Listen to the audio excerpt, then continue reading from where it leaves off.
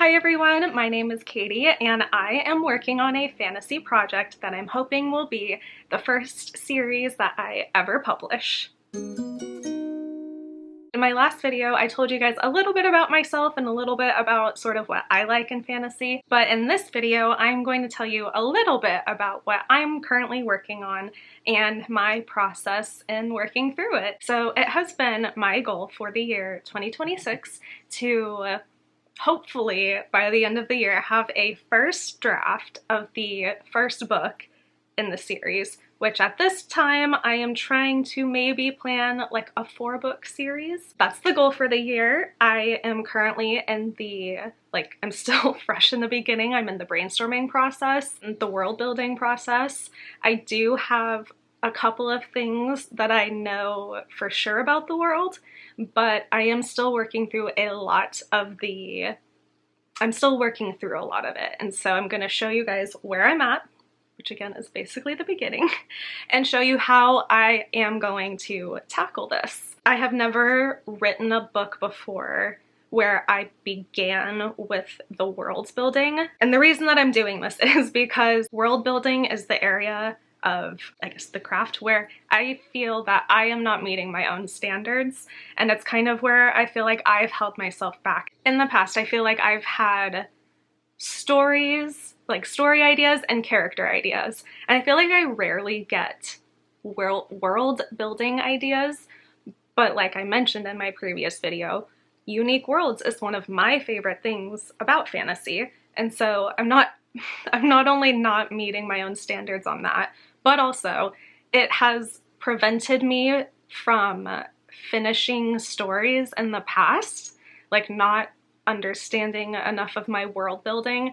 and not understanding enough about how to interweave the world building with the plot and the characters. Basically, I'm coming at this project from a better educated place, I think, and hopefully working from sort of the big things down to the small will work in my favor. Although I may not have spent all of my time in the last 10 years even focusing on writing, I've still always committed myself to learning the craft. It's just something that I've always done throughout my whole life. No matter what I'm reading or watching or listening to, like I do it with music, like I'm always deconstructing what I'm consuming and applying like story to it or extracting stories from it. I think that I know more.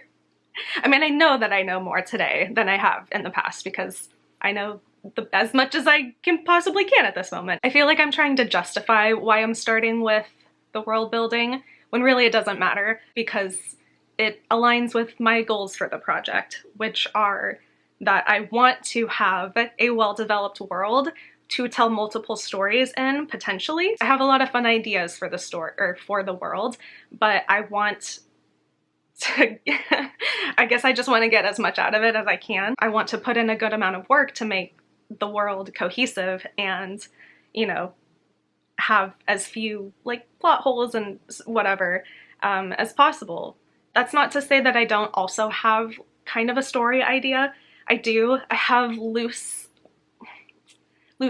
fragments. I have a goal for where I would like my writing projects to be by the end of the year, but in order to achieve that goal, I break my goals down into smaller 3-month segments or seasons, really. So for the season of winter through basically, March until maybe April or so to finish world building. If it ends up taking me an extra month, that's okay. 4 months is fine if that's what it takes to have a fully world-built world up to the standards that I want. That's okay.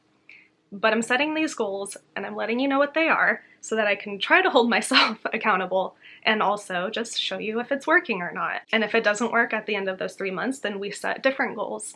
And yeah, It's all basically based on the HB90 system by Sarah Cannon from Heart Breathings. She is a self-published author that I have watched for several years, and she also has a separate YouTube channel and business. She's sort of like an inspirational coach in a way, but she's a really good teacher. She makes a lot of videos about like showing up for yourself and your goals and goal setting and that kind of thing. She sells courses. In full disclosure, I have actually purchased some of her courses, but I will say, as someone who has also watched a lot of her videos, I think that you can get a ton of value out of just watching her YouTube channel, and I don't think that you necessarily need to buy the course, although I will say I have found value in her courses. Okay, so I've talked a lot about what like my goals are and sort of where I'm at in the process, but I haven't actually told you very much about my project yet. And so I'm gonna do that, even though I'm nervous. And also I'm probably not gonna tell you like that much about it.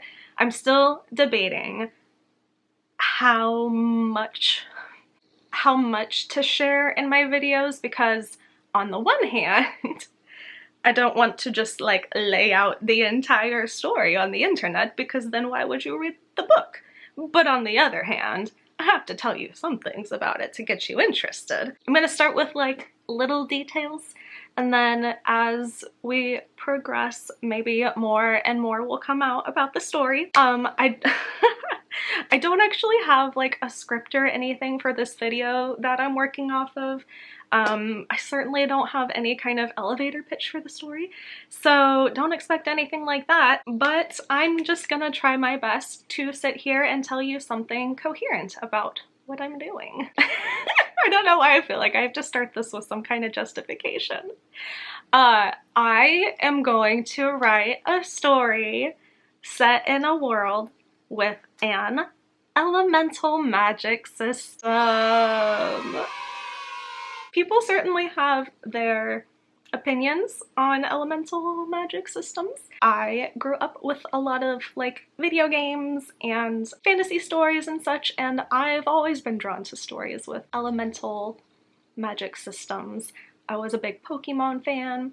I loved Avatar: The Last Airbender. I'm guilty of that. Elemental magic is definitely a trope of fantasy, but it's one that I enjoy, okay? In part because I like it and I think it's cool. Also because I feel like there are a lot of inherent themes and tropes with elemental magic systems that I really enjoy and think are fun. And I think that there's so much that you can do there. Don't think that you can't have a unique elemental magic system or unique world, okay? And so a lot of advice will suggest that you use something unique as your elements. And I do think that that's really cool. Brandon Sanderson does this very well in the Mistborn series.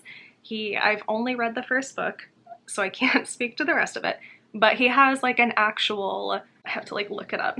It's been a while since I read it. Allomancy, that's what it's called. There are different types of metals and their alloys which have different effects when you use them. You like burn them or something. That's basically an elemental system, but he broke it down into different types of metal, had different types of effects. People might suggest that you use the Eastern Asian, like the 5-element system, which is fire, water, wood, metal. It's not air. Is it earth? Stone? Maybe? I don't know. Sometimes people will have a system where it's like the 4 main elements and then maybe an additional type or 2. It might be ether as like the 5th combined element, or it might be light and dark, so then there's 6. So as of now, I know that I want to use at least the 4 elements, being water, earth, fire, and air.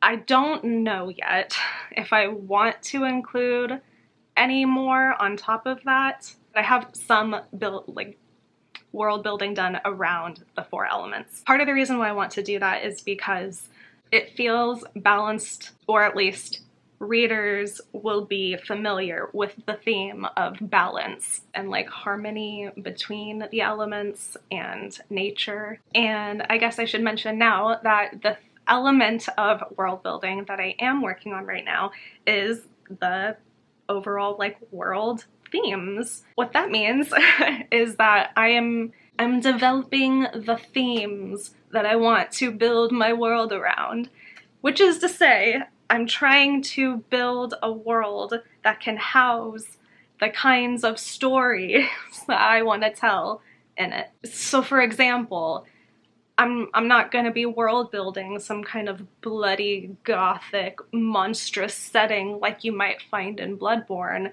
if the stories that I wanted to tell were happy children's stories. I mean, you could and do some commentary on the contrast, but like, that's not what I'm doing. And because I am writing this series with the intention of publishing, I want the world building to be compact enough that I can develop its messaging and its theming succinctly and in a way that can be easily consumed, I guess, for sort of the masses, because this is sort of dipping my toes into publishing and I need to get my stories out there to find my readership. And so I want to write, you know, a somewhat commercially viable story, but it is still important to me that my stories have messaging that aligns with my values. I may be pursuing the capitalist dream of self-publishing, of entrepreneurship, but it's because I want to tell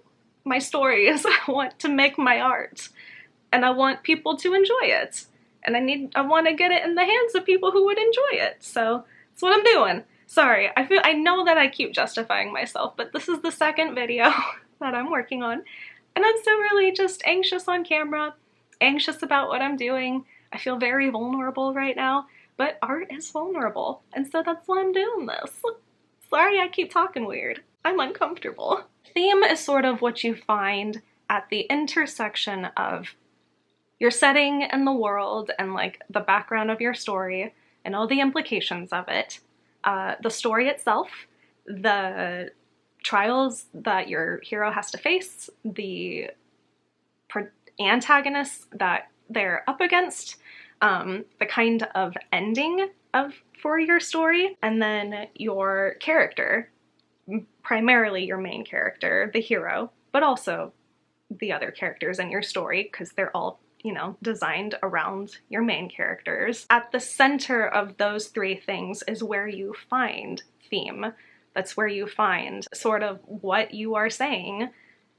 And I think that's why a lot of people say that you can't force theme and theme just develops out of your writing.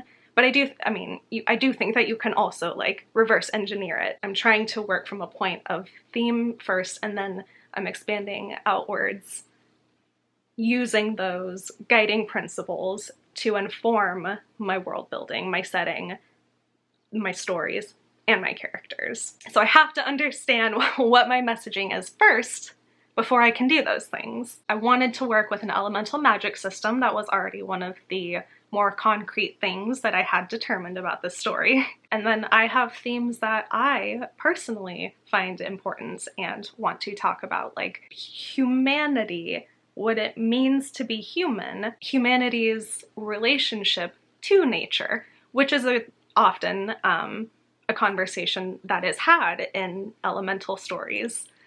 Because, like I said, these are all kind of fantasy tropes. And then I also want to look at what it means to be human, and what does it mean to be other? What does it mean to be, like, monstrous?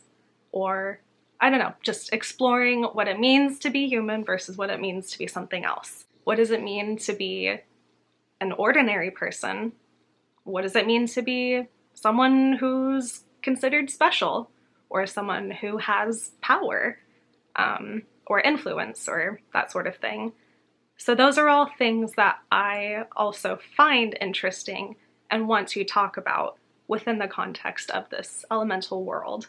On the other hand, because this will be, hopefully, my first step into authorhood, is that a word? Authordom? Authoration? I have to think about what I want, I guess, my brand as a writer to be? What kinds of stories do I want people to experience? What kinds of stories do I want people to associate me with? What kinds of characters and what kinds of, like I was saying, what kinds of themes and endings do I write happily ever afters? I don't know. I'm still figuring it out. What kinds of messages do I want to put out there? Especially first.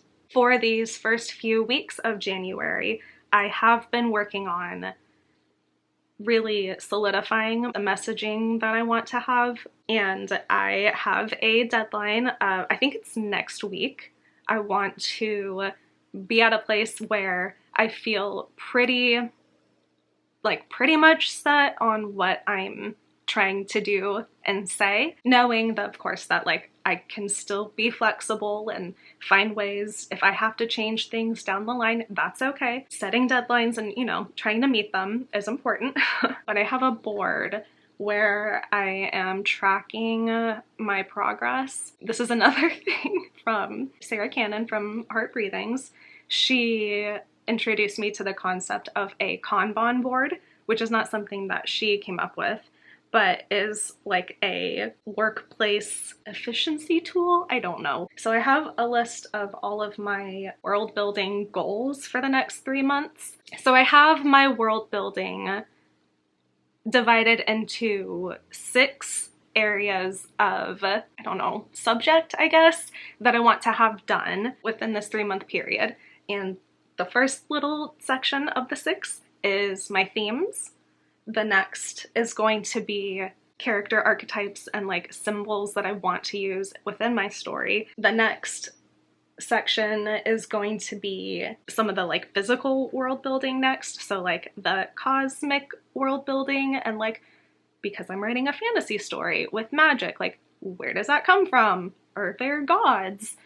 Like what role do they play in the world if there are? And then probably like a little maybe history of like the universe, just so I have an understanding of how things work. Obviously, a lot of world building never makes it onto the page. It's just a lot of background knowledge for the author. After that section, I'm going to do the physical, like, world, planet that the stories will take place on itself. So like the physical landscapes, locations, and then like what types of people inhabit the world. So like I said, I want to talk about like what makes us human. Am I going to have humans and other actual species like other fantasy races? I don't know.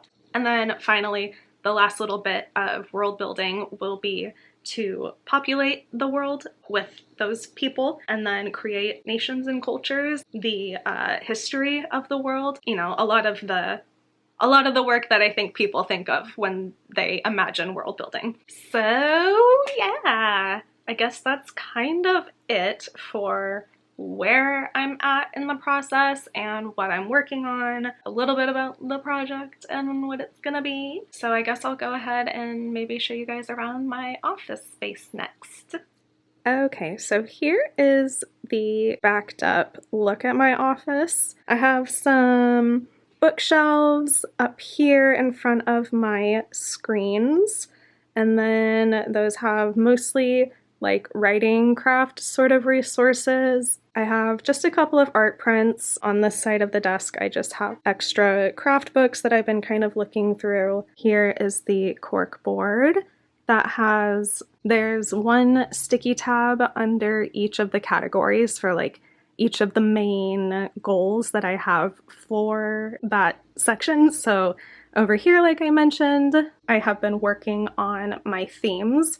And so down here in the done section, I would say that I have finalized my major themes, but I want to expand a little bit more on like some of the sub-themes, and I also still need to work on phrasing some of the main like questions or messages. So I still have those to work on. These are some of the writing books that I'm currently flipping through. I have the, I think it's up here, the original Save the Cat book, and I actually used or outlined a couple of books using just the Save the Cat book, but I finally bought Save the Cat Writes a Novel, and it has been pretty helpful going through that. And I also have enjoyed The Snowflake Method by Randy Ingermanson. And then the rest are just kind of okay. There are a couple of sections in each of them that I feel like are kind of helpful, but mostly I really like these two. And then I have a couple of books up here that are more character based, I would say. So I'm going to be looking through these more when I'm thinking about designing my characters and like the archetypes and all that. So I just have these here on standby. To the right of my desk here is just a folding screen that helps to divide my office space from the rest of the room because this is my bedroom. So, you know, we gotta make it work. But I really like having this folding screen, and I'm even thinking of, like, you can see it's just fabric here on each of the panels. I bought this off of Marketplace and the previous owner did that. And I'm even thinking of putting up like either like foam or corkboard so that I can use these surfaces, plotting walls or like, you know, just having extra surface space for like brainstorming and that kind of thing. I'm a very visual person, so having things up on the wall, that would be really helpful for me because this is where I do the majority of my writing work.